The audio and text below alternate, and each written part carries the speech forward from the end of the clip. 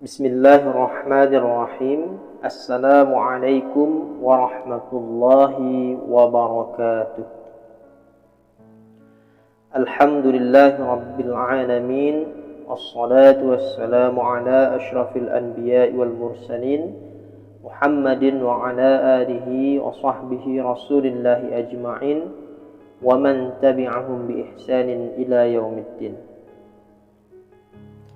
Sahabat sekalian yang dirahmati Allah Subhanahu wa taala, Buya Hamka dikenal sangat produktif dalam menulis.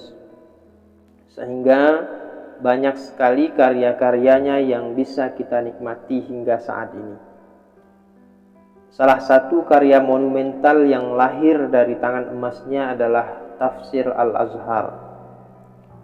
Keberadaan Tafsir Al-Azhar inilah yang kemudian memposisikan Buya Hamka sebagai seorang mufassir, yaitu orang yang menerangkan makna dan maksud dari ayat-ayat yang terdapat di dalam Al-Quran. Berbicara tentang Al-Quran, ada cerita menarik yang dikisahkan oleh Irfan Hamka dalam bukunya yang berjudul Ayah, tentang keakraban Buya Hamka bersama Al-Quran. Nah, Irfan Hamka ini adalah putra bungsu dari Buya Hamka.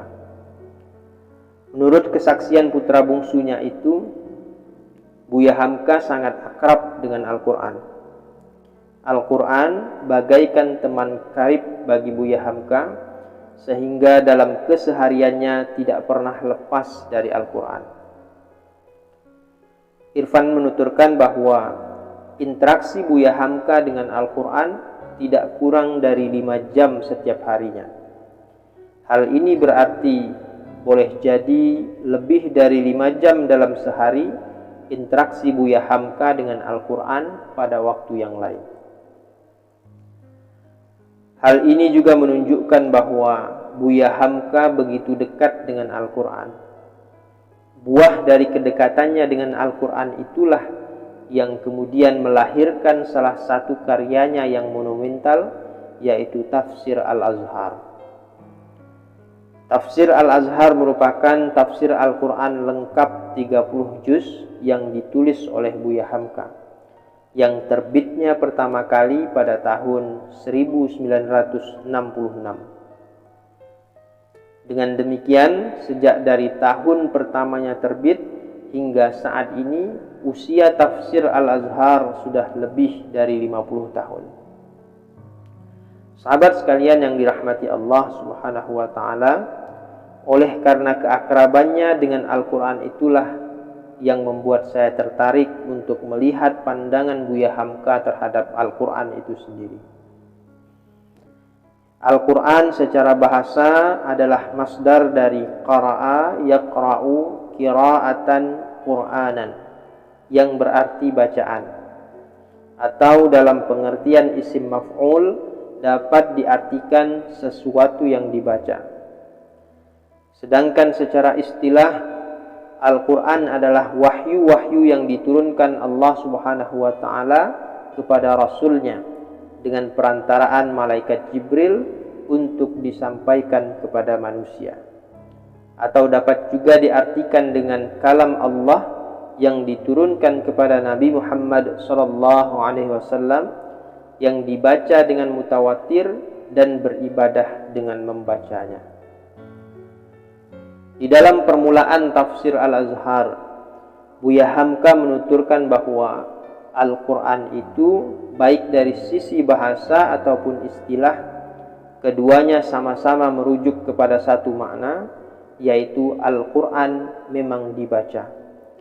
Bahkan Buya Hamka menegaskan bahwa kekuatan dan keistimewaan Al-Quran terjadi pada pembacaannya. Oleh sebab itu, Al-Quran itu mesti dipelihara otentisitas bacaannya dengan mempelajari ilmu tajwid. Selain itu, penting juga memperhatikan dan mempelajari berbagai macam qiraat Al-Quran dalam rangka memelihara kitab suci Al-Quran dari perubahan dan penyimpangan. Sahabat sekalian yang dirahmati Allah Subhanahu wa ta'ala, dalam lingkup ulumul Quran, ada pembahasan tentang Makkiyah dan Madaniyah. Berdasarkan tempat turunnya, Makkiyah adalah surah-surah ataupun ayat-ayat yang diturunkan di Makkah. Sedangkan Madaniyah adalah surah-surah ataupun ayat-ayat yang diturunkan di Madinah. Buya Hamka menerangkan bahwa ada perbedaan isi dari surah-surah ataupun ayat-ayat yang diturunkan di Mekah dan di Madinah. Surah-surah ataupun ayat-ayat yang diturunkan di Mekah adalah khusus untuk menetapkan dan meneguhkan akidah Islam yang pokok, yaitu tauhid, menentang penyembahan berhala, dan menyerukan manusia agar memerdekakan akal dan jiwa dari perbudakan adat, tradisi, serta taklid. Sedangkan surah-surah ataupun ayat-ayat yang turun di Madinah adalah penetapan hukum-hukum fikih, undang-undang mengenai peperangan, dan aturan-aturan hidup bermasyarakat dan bernegara. Buya Hamka juga menuturkan bahwa atas dasar itulah dapat dipahami bahwa Al-Quran itu baik saat turun di Mekah ataupun Madinah tidak diturunkan sekaligus, melainkan secara bertahap. Inilah kemudian yang dipersoalkan oleh kaum musyrikin sebagaimana digambarkan Al-Quran. وَقَالَ الَّذِينَ كَفَرُوا لَوْلَا نُزِّلَ عَلَيْهِ الْقُرْآنَ جُمْلَةً وَاحِدَةً كَذَلِكَ لِنُثَبِّتَ بِهِ فُؤَادَكَ وَرَتَّلْنَاهُ تَرْتِيلًا. Berkatalah orang-orang yang kafir, mengapa Al-Quran itu tidak diturunkan kepadanya sekali turun saja? Demikianlah supaya kami perkuat hatimu dengannya, dan kami membacanya secara tartil, teratur dan benar. Quran Surah Al-Furqan ayat 32. Menurut Buya Hamka, ada dua hikmah Al-Quran diturunkan secara bertahap. Pertama, untuk memantapkan setiap persoalan itu di hati Nabi Muhammad SAW. Kemudian yang kedua, agar ayat-ayat Al-Quran itu dapat dibaca dengan sebenar-benarnya bacaan. Oleh sebab itu, turunnya Al-Quran secara bertahap dapat dirasakan dan diresapi oleh Nabi. Hal demikian dirasakan pula oleh para sahabat, yang setiap turun ayat dibacakan dengan seksama oleh Nabi kepada mereka. Kemudian mereka terima, mereka hafalkan, dan mereka baca.